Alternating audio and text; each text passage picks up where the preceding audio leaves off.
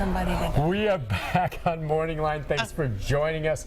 The number, 737-7587, if you'd like to join in the conversation. This morning, we know we had Frances and we just lost her. She can call back if she would like in just a moment here, but I wanted to let you finish your thought on service dogs. We were talking more about the break. So service dogs are supposed to have a specific type of training for an individual that really has that need. Yes. And so if people are buying, as you say, you can go online and just get one of those vests and then using it to take the dog onto a plane or something, and then the dog is unruly, unlike a real service dog, or in a restaurant, they will then probably stop allowing those animals, which hurts the folks that really depend on them. Exactly. You know, and people come in and, you know, they'll call, can we bring my service dog? And, well, it's not really a service dog, but what are you going to say? Because you don't want to. So, yes, just quit doing it, people. Don't do it. It's not a service dog. Okay. Well, I hope Michael looks into it for his son. And if he doesn't choose to get a service dog, but just gets a regular dog, like you said, then call it what it is at that point, right? Absolutely. Okay. Okay. Hey, at this time of year, when we talked about the weather getting warmer again, is this when you would start to see a possible, you know, appearance of rabies or anything like that?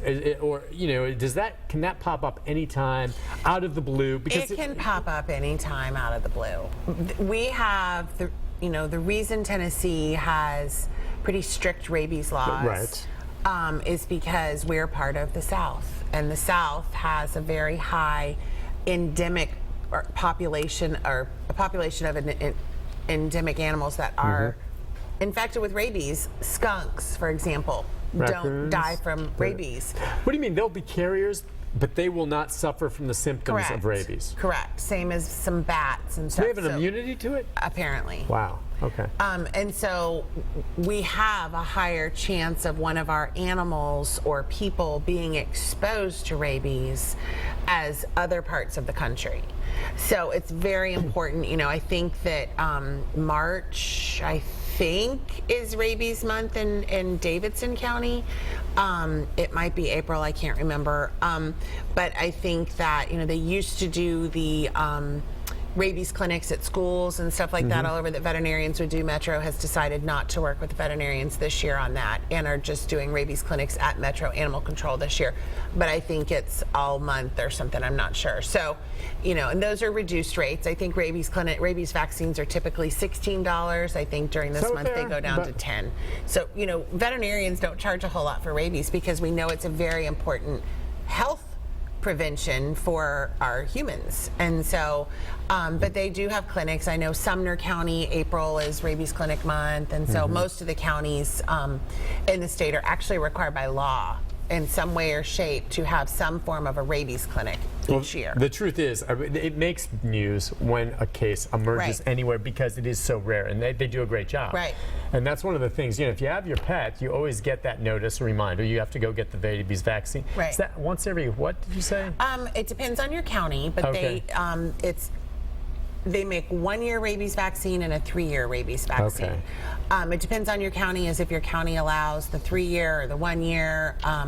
But depending on that, I mean, your pet should be going in once a year for an annual exam anyway, and as they get old, probably every 6 months. But the rabies kind of goes along the way. Okay. Well, that's one of the things we always make note of. I mean, it's big. They're right there with heartworms or whatever to get the rabies shot, and make sure they have the tags. Yes. Or something like that in case they were to nip someone, so you know right off the bat that's the case. You mentioned skunks. I don't know if it was Tennessee or if it's some other county or some other state that's looking at making it more legal to have skunks as pets. It was Tennessee. It was just before the That's what I thought. Okay. And legislature. And they were talking about that. Now, I didn't know if that's illegal. I think the answer was no.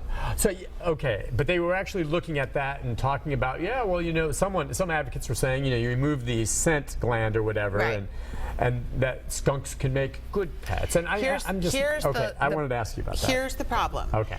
There is no labeled vaccination or studies that have been done to prove that we can vaccinate a skunk for rabies. Oh, well, that's a big no. That's the issue. Meaning that you could end up having a pet that's a carrier of rabies and you're around it every day and people are Or could get infected going outside by something and not show signs. And so there is, we have rabies vaccines for our dogs, so they're safe to live with us. Well, that's obvious. All right. Right. So that's the big. That alone right there is an obvious reason why that's a non-starter, even though people do. Aside from that, maybe we're talking about other animals. Skunks do not make great pets. I had a friend in elementary school who had a skunk named Flower. What else are you going to name a skunk? And Flower was really cute and cuddly, except that Flower slept all day and was up all night. Right. And Flower had the run of the house because if you kept Flower in a cage, it wanted out. So but Flower would get in the kitchen cabinets and rattle the pots and pans, and Flower was into a lot of things, and so Flower didn't stay with them for a long time. That would be a problem. Same thing now. A lot of people, not a lot, but sugar gliders, aren't they nocturnal? Am I pronouncing that right? The sugar gliders, the little marmoset things. Yeah, I have one of my son's good friends. His mom has a pet sugar glider. And they've got those set up. They're doing it all right, but it's cute and they take good care of it. But they've discovered some of the issues with sugar gliders, among other things. Again, they're nocturnal, right? So unless you're up all night or you're working the night shift, right? Not the best. So what's your take? Now, those are legal pets, right? And yeah. Okay, but you're like, oh, did you ever treat sugar gliders? What are they like? I could just tell when you're like, that's a pet that's a handful.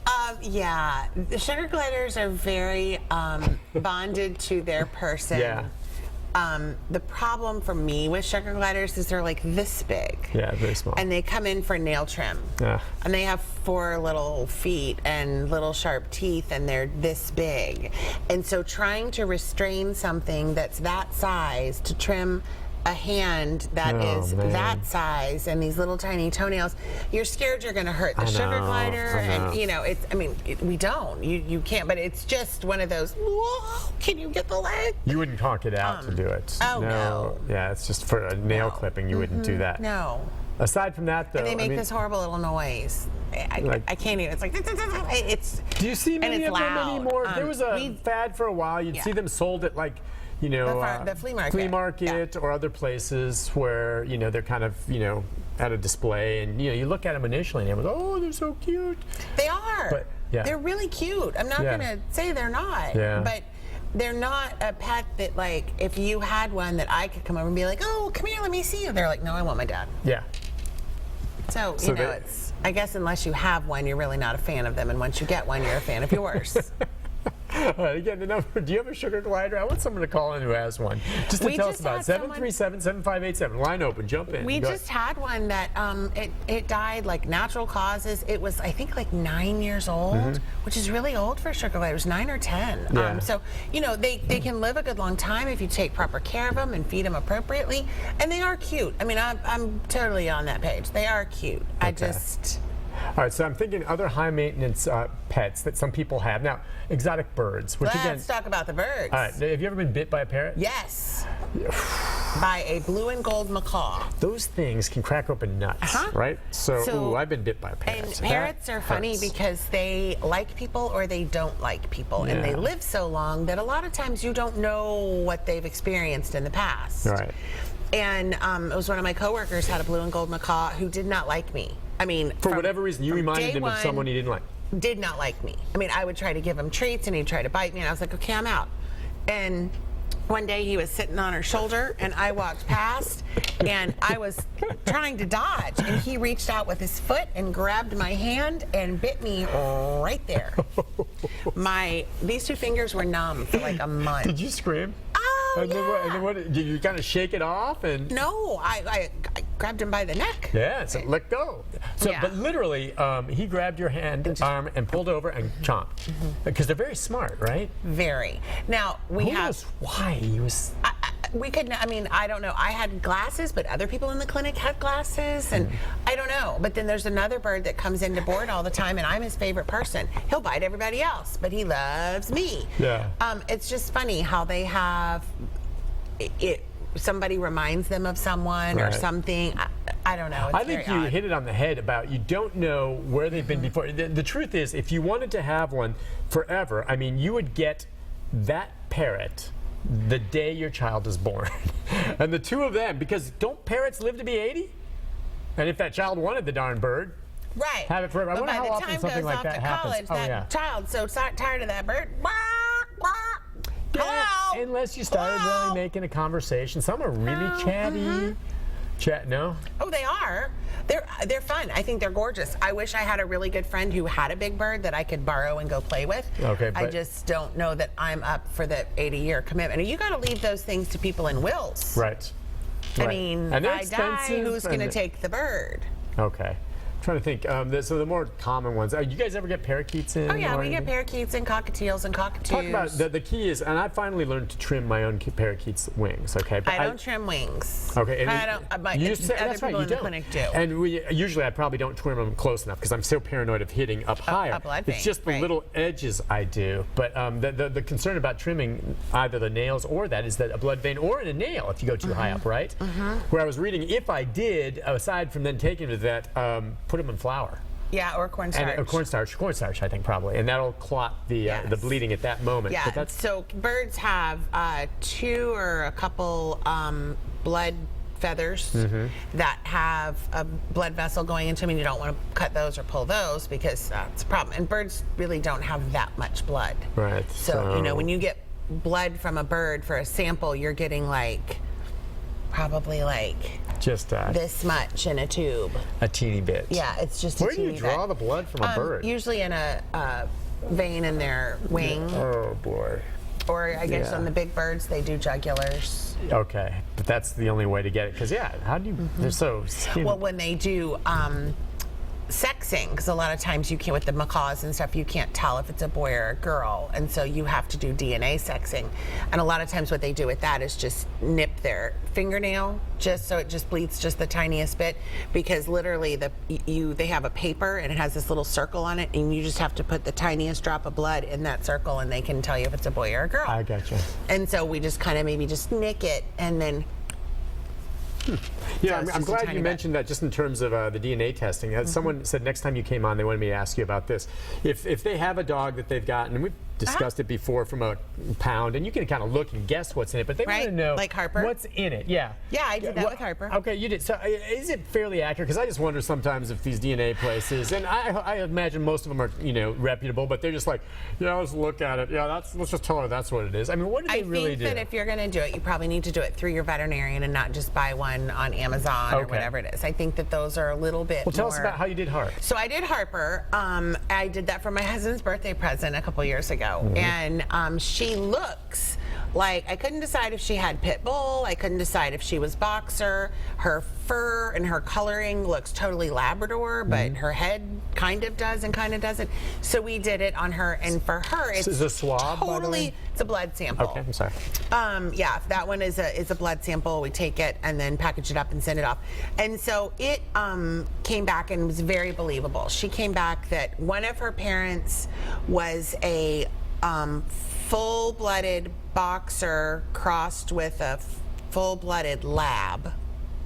The other side was a Old English Bulldog mixeroni crossed with a Vizsla mixeroni. That is interesting. So, but I can see all of that in her. Like, her mouth is very Old English Bulldog, her head is very boxer, her ears are very labby boxer. Yeah. But she's got the lab coloring, but then she's got the little white feet of a boxer. She every once in a while points like a Vizsla. So mine was very believable. I have had some come back that I would have put money on there was breed X, Yeah. and It comes back it's like otherwise. Pomeranian, and you're like, Yeah, what? where does that come from? Okay, so that's why I think it's kind of neat to do that, because you may guess, yeah. and there may be something in there. Not that it's a big deal, you know your dog, but it's just It's interesting. a really It's fun interesting. thing to do, like Yeah. I did for Michael for his birthday. Yeah, I think that's I great. didn't really have anything else. I didn't know what else to get him. I'm like, this is a great present, Yeah. So I have people do it for Christmas presents and birthday presents and stuff. I mean, it's not something that you have to know, and they're typically about $130. I was going to ask you, it's about $130 to get it done. Depending on where you are, 110, 150. How long does it somewhere. take for them to get back to you? Anywhere from 3 to 4 weeks, Okay. usually. I'll do that for mashed tater. Yeah. That'd be kind of cool. Listen, we'll It's take a fun. break on that note. When we come back, like I said, Allison, it's slower today. We're not getting a ton of calls. I know. It's the new studio. They're It's scared probably of the scaring them away. fanciness. It's a Monday, but the lines are open. We've got one more segment with Allison. If you want to jump in, 737-7587. If not, sit back, have a cup of coffee, and listen to me badger her. We'll be back with more right after this. I've got plenty of questions for her. We'll be right back.